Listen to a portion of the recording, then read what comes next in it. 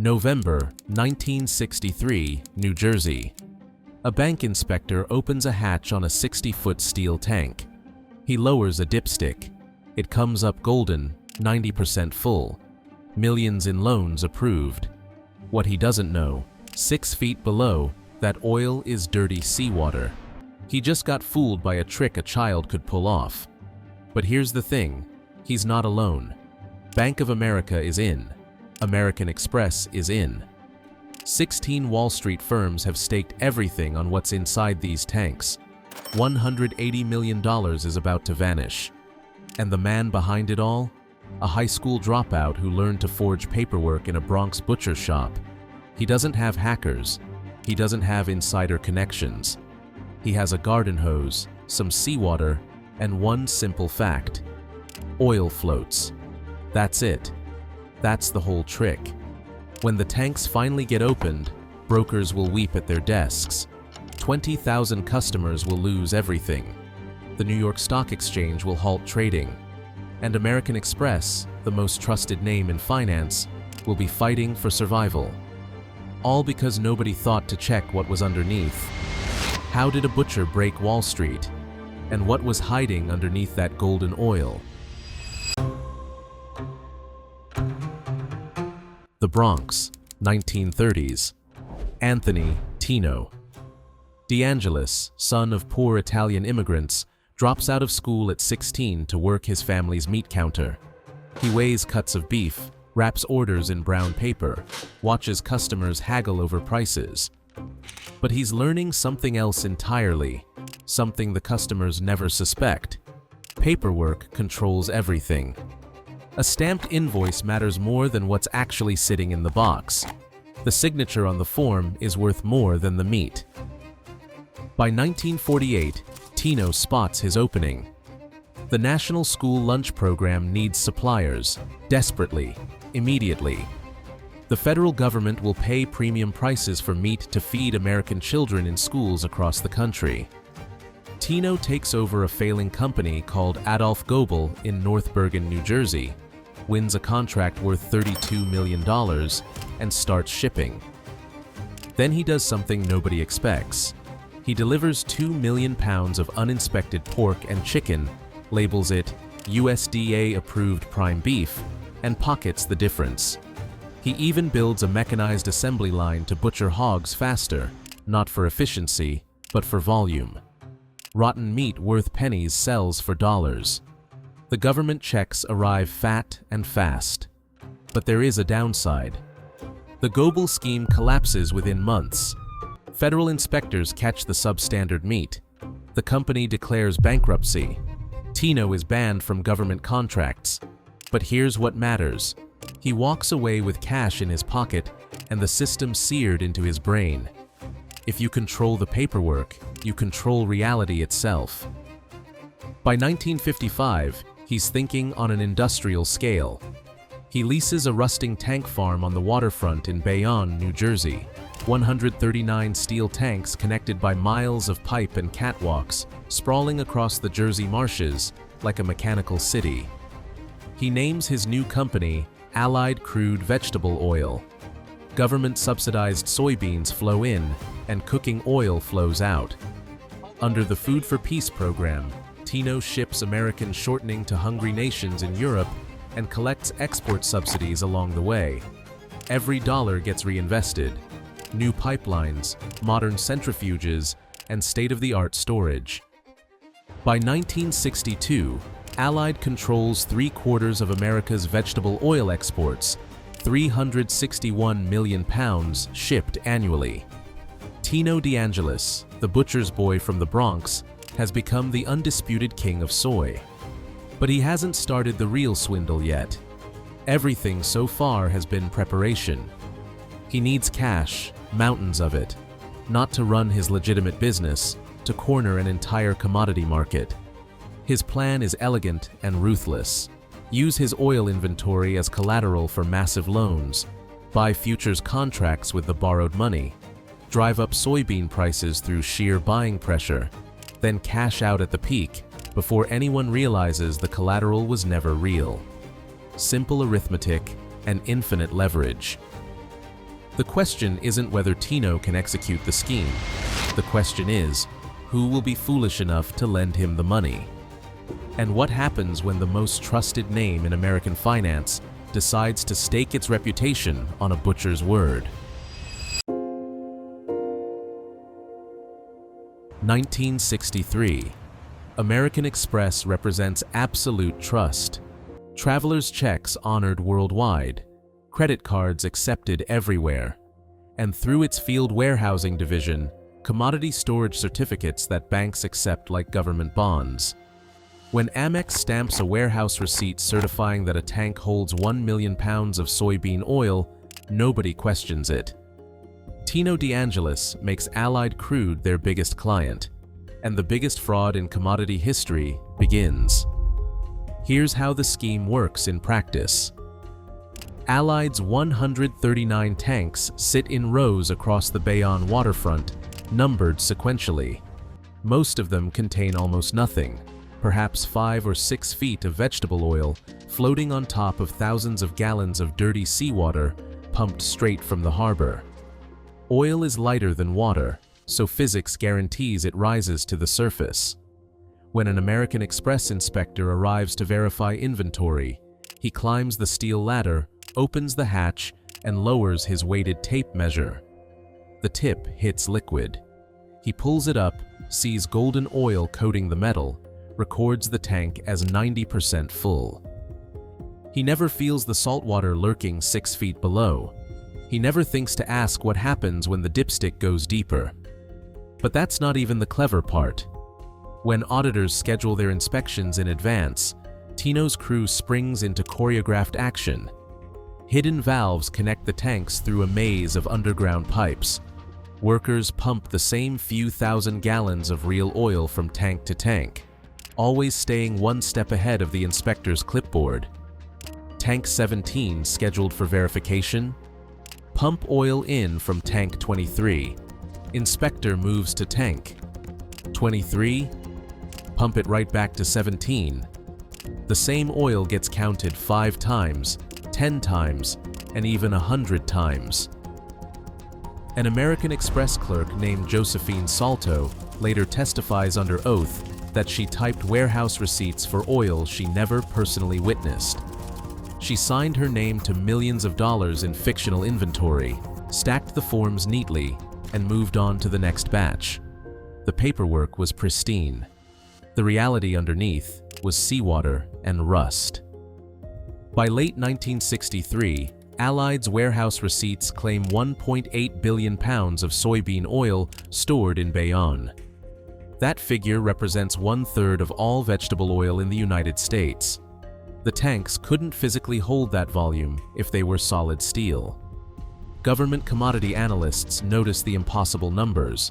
They whisper among themselves. They draft memos that go nowhere. Bank of America extends enormous loans secured by Allied's phantom inventory. Bunge Corporation and Procter & Gamble back commodity trades against Allied's paper ocean. Nobody dares question American Express. And Tino borrows against his fictional oil to buy millions of dollars in futures contracts, betting everything that soybean prices will rise, which they do, because he's the one creating the buying pressure. But if the fraud is mathematically obvious on paper, why does nobody stop it? Who inside American Express is sounding alarms that go ignored? And what happens when a single inspector finally decides to check what's actually below the surface? By October 1963, Tino De Angelis isn't trading commodities anymore. He's controlling them entirely. Allied's futures positions now exceed the total amount of soybean oil that could possibly exist in every tank farm in America combined. He's leveraged 3 times past mathematical reality, and every bet keeps paying off. On the Chicago Board of Trade, soybean oil prices climb relentlessly week after week. Traders in the pits whisper about the mysterious butcher from Bayonne who seems to own everything. He controls 1/3 of U.S. oil inventory, a Wall Street veteran tells his partners over lunch. Their analysts confirm it with spreadsheets. The numbers appear undeniable. Nobody can explain how one man accumulated such dominance, but the official paperwork doesn't lie. Or so everyone assumes. Tino's network of influence spreads like oil through water. Rumors circulate about secret Soviet commodity shipments, Middle Eastern pipeline deals, and shadowy foreign government connections. The more mysterious his operation seems, the more credible his empire becomes. International grain dealers compete fiercely for his business. At Ira Haupt & Co., a respected mid-sized brokerage on Wall Street, senior executives review their exposure to Allied Crude.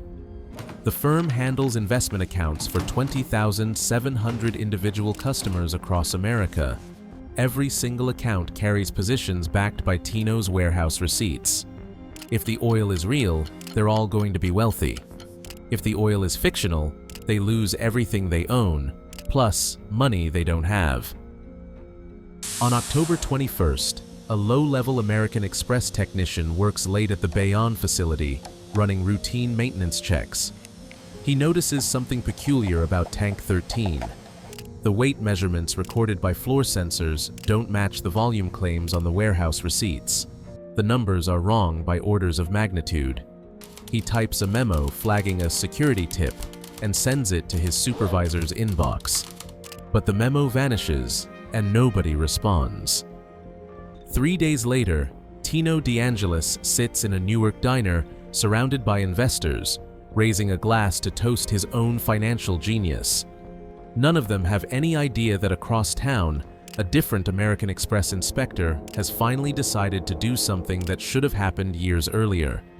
He's going to physically verify what's actually inside Tank 13. What will he find when he unbolts that hatch and looks inside?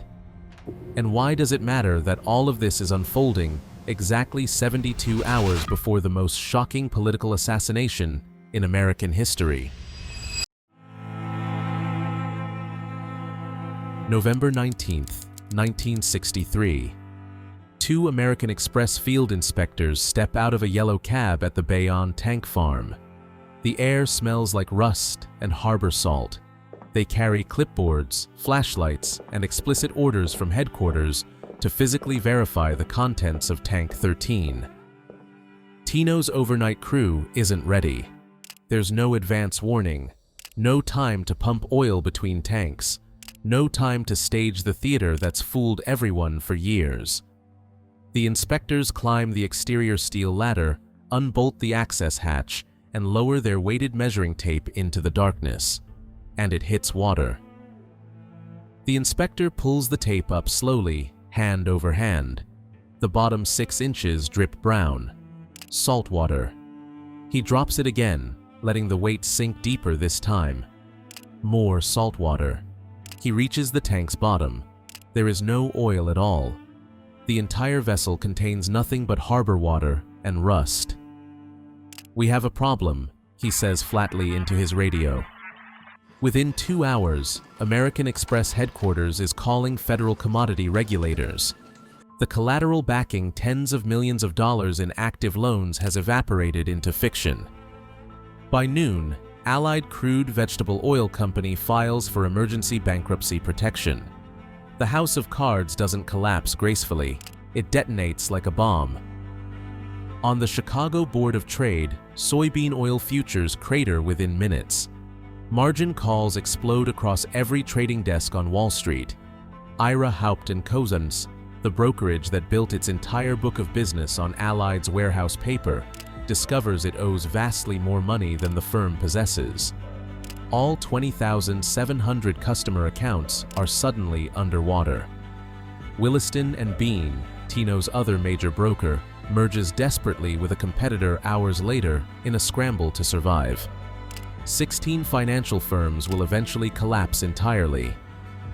Phones scream across Manhattan. Traders weep openly at their desks. Margin clerks issue mass liquidation orders that cascade through the system. The ticker tape runs crimson red with losses. And then, 3 days later, everything stops. November 22nd, 1963. Dallas, Texas.